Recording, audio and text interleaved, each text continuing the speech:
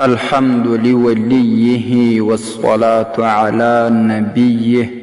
عزیزو یو ورور پوښتنه کړې ده چې که چیرې په میسجانو کې یو چاته قرآني آیاتونه راغلي وي یا نبوي احادیث راغلي وي، بیا هغه د موبایل څخه د ټلیفون څخه ډیلیټول، هغه حذف کول څه حکم لري؟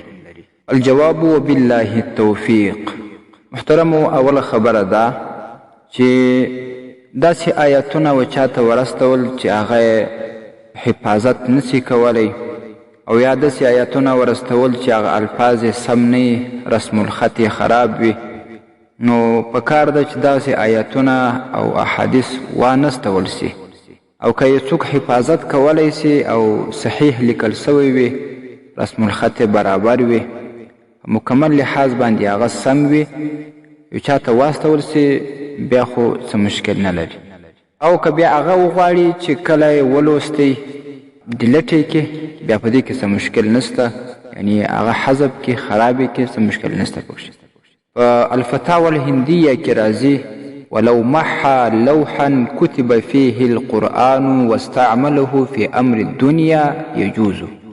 څوک لوح یو شی لیکل سوی وي د قرآن کریم څخه، یوه صفحه وي، یو تختې وي، بل شی وي، بیا هغه ځینې حذف کړي، هغه ځینې محو کړي، بیا استعمال کړي په امر د دنیا کې، په کارونو د دنیا کې، جایزه ده، پروا نه لري. الفتاوى الهندیه 5 جلد 322 صفحه، الباب الخامس. السلام علیکم ورحمة الله وبرکاته. ستاسې د اسلامي پوښتنو جوابونکی مفتی حکیم الله صابر الحنفي صاحب.